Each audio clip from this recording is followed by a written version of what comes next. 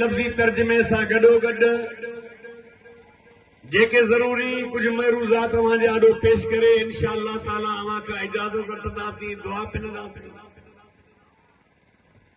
रब्बुल आलमीन पंहिंजे पाक कलाम करीम में फरमायो, ऐं मुंहिंजे महबूब जा उम्मतियो अव्हां बहितरीन उम्मती आहियो। माना अव्हां बहितरीन उम्मत में शामिल आहियो।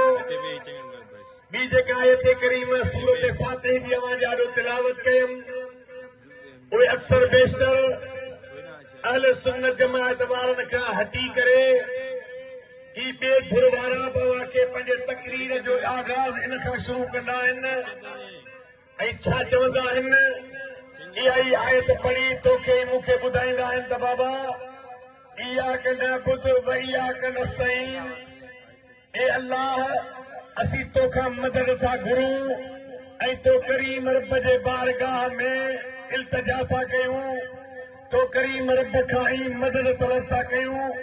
जॾहिं तुंहिंजी इबादत कयूं ऐं तोखां मदद घुरूं त पोइ चवंदा आहिनि त बाबा इन पीरनि ऐं वलीयनि ऐं औलिया ऐं कामिलीन ॾे वञण जी अव्हांखे ज़रूरत कहिड़ी आहे। ही मुंहिंजो मौज़ू आहे। पहिरीं ॻाल्हि त अल्लाह ताला तोखे मूंखे हिकिड़ो वॾो एज़ाज़ क़ुर करीम में अता कयो। इहा अलॻि ॻाल्हि आहे त मुंहिंजे नबी जा उम्मती तोखे तुंहिंजो मक़ाम ऐं मनसब यादि न बीठो, तोखे पंहिंजो उहो अहमियत ऐं तोखे पंहिंजो उन उम्मती हुजण जो को ज़हन में ख़्यालु न आयो। पर अल्लाह पंहिंजे पाक कलाम करीम में फरमायो त मुंहिंजा सुहिणा नबी इन्हनि खे ॿुधा त मूं 1.25 लाख नबी मोकिलिया, उन्हनि सभिनी खे मूं अल्लाह उम्मतूं अता कयो। जॾहिं आदम जी उम्मत दुनिया में आई, जॾहिं यहया जी उम्मत दुनिया में आई, जॾहिं सुहिणे यूसुफ जी उम्मत आई, जॾहिं इब्राहिम जी उम्मत आई, जॾहिं इस्माइल जी उम्मत आई, पर अल्लाह चए थो महबूब जेका तोखे उम्मत अता कई अथमि उहो मां अल्लाह पंहिंजे क़ुर में थो चवां त इहा बहितरीन उम्मत आहे। पोयां रब करीम तुंहिंजे बहितरीन हुजण जी ॻाल्हि बि कई आहे। तव्हां छो बहितरीन आहियो, पर मां पंहिंजो उनवान इन बिना ते ठाहियां थो त मुंहिंजे नबी जा उम्मती भला छो न बहितरीन हूंदे, तोखे छो न बहितरीन सॾियो वञे। इन करे जो नबीअनि जे टोले में त उन नबी जो उम्मती आहे जेको 1.25 लाख नबीअनि में बहितर आहे,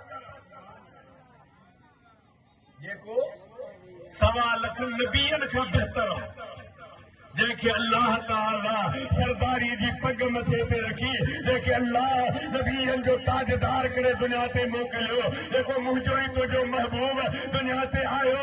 त अहले इल्म लिखनि था मुंहिंजे नबी जा उम्मती ॿुधाइनि था, बल्कि मां ईअं करे चवां त मुंहिंजे सुहिणे कामिल मुर्शिद हज़रत क़िबला सजन साईं ने हिकु दफ़े फरमायो, हाणे फरमाइनि पिया त मुंहिंजो नबी मस्जिद नबवी जे सहन में वेठो हुयो, उतां हिकिड़ी औरत जंहिंजे मथे तां रओ लथल हुयो, हुनजा वार खुलियल हुया, हुनजे वारनि में हितां जी मिटी पियल हुई, उहे गुबार आलूदो वार, उहा औरत ईअं गुज़री वई जीअं मिसल मजनून, माना चरी।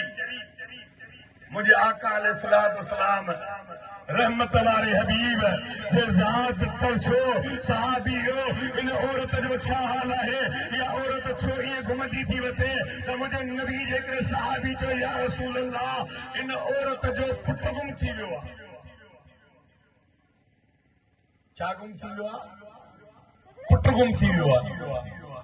सहाबी फरमाए थो त मूं ॾिठो त जीअं मुंहिंजे आका जे पाक कननि मुबारकनि ते इहो आवाज़ पहुतो त महबूब ने ॿुधो त इन अम्मा जो पुटु गुम थी वियो आहे, त मुंहिंजे महबूब जे पाक अखियुनि मां लुड़क दरकतार वहण लॻा, एतिरो त अखियुनि मां पाणी वहियो त मुंहिंजे महबूब जे पाक ॾाढ़ीअ मां थींदा, उहे पाक पहिरियां खां थींदा मस्जिद नबवी जे सहन ते किया।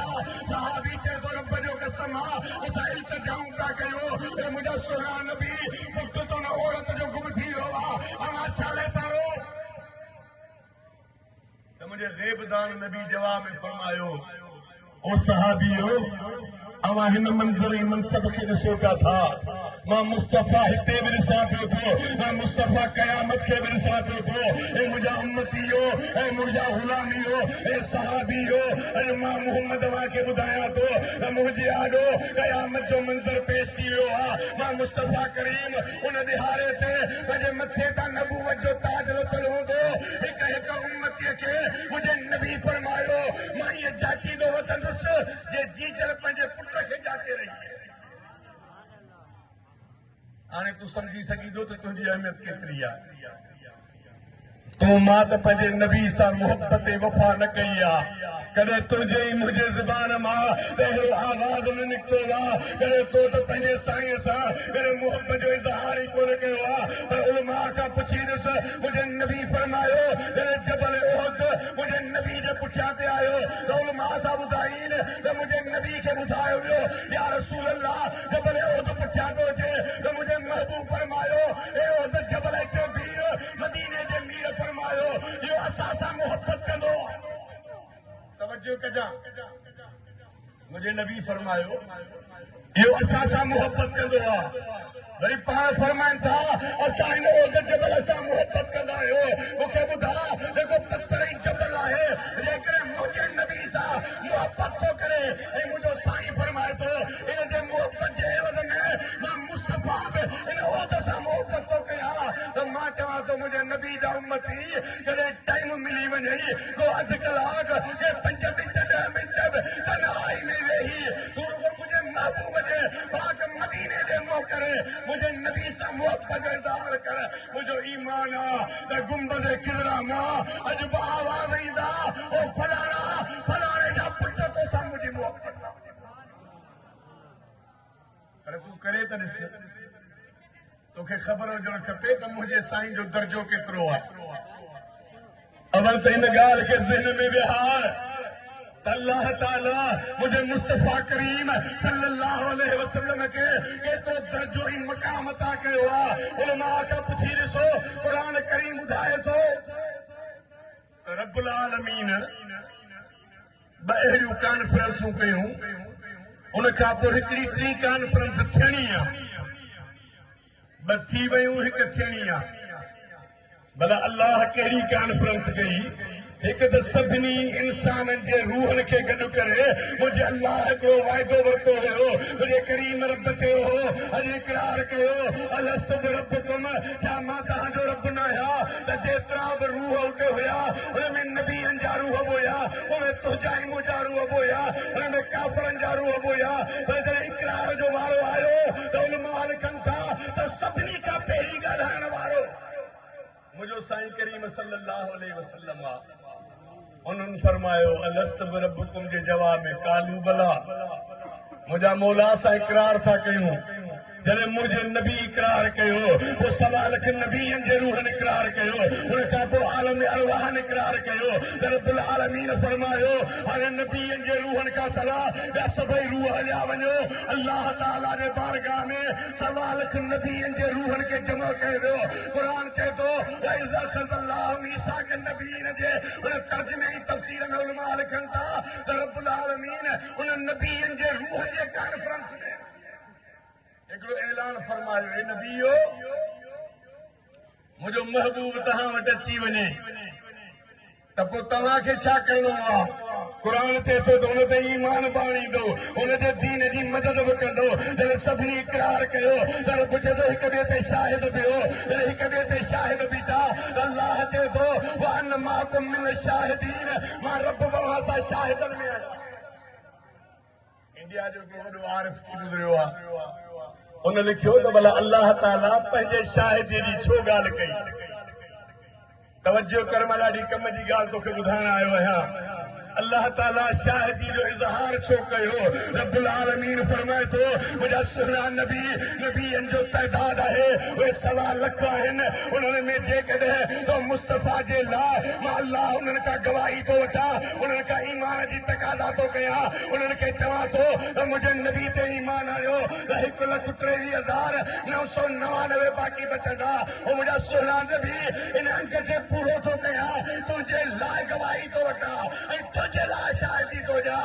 रब चए थो वअन माकुम मिन शाहिदीन, हे ॿुधी छॾियो नबीओ, तव्हां त हिक ॿिए मां ख़ुदा बवा सां शायद सुभान अल्लाह।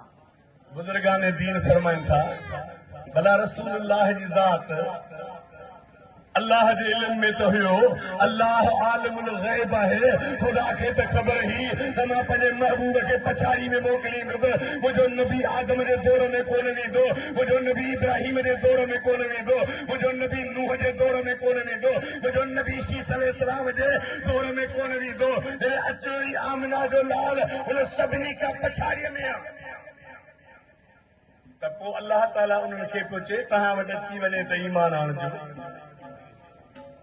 एक दरवेश भली गाल कई प्यार ऐं मोहब्बत जी गाल कई पोइ जलसे में मां तकरीर दौरान वहां के चयो न त उलमा बि कॾहिं कॾहिं तर्जुमा ऐं तफ़सीर लिखंदा आहिनि पर आशिक जॾहिं तर्जुमे ऐं तफ़सीर खे लिखंदा आहिनि त उन्हनि ॿिन्ही जे तफ़सीर में सिर्फ़ फ़र्क़ु एतिरो हूंदो आहे त उलमा उन हक़ीक़त खे उजागर कंदो आहे पर आलिमनि खे अल्लाह ताला एतिरी ताक़त अता कई आहे जो मुंहिंजे नबी उन्हनि जे लाइ खोड़ सारा फ़ज़ाइल बयान कया आहिनि पर जेके अहलुल्लाह आहिनि जिन जे लाइ अहले तसव्वुफ़ चवनि था त इल्म बि ज़रूरी हूंदो अथनि पर जॾहिं अल्लाह उन्हनि खे इश्क ऐं मुहबत जो जाम प्यारींदो आहे ऐं उन्हनि खे उन्हनि मंज़िलुनि ते लाह फाइज़ कंदो आहे पोइ उन्हनि जो ॻाल्हाइण मट हूंदो उन्हनि जी गुफ़्तगू मट हूंदी उन्हनि जो अंदाज़ मट हूंदो उन्हनि जी सोच मट हूंदी उन्हनि जो ख़्याल मट हूंदो उन्हनि बुज़ुर्गान दीन फरमायो त अल्लाह खे ख़बर ही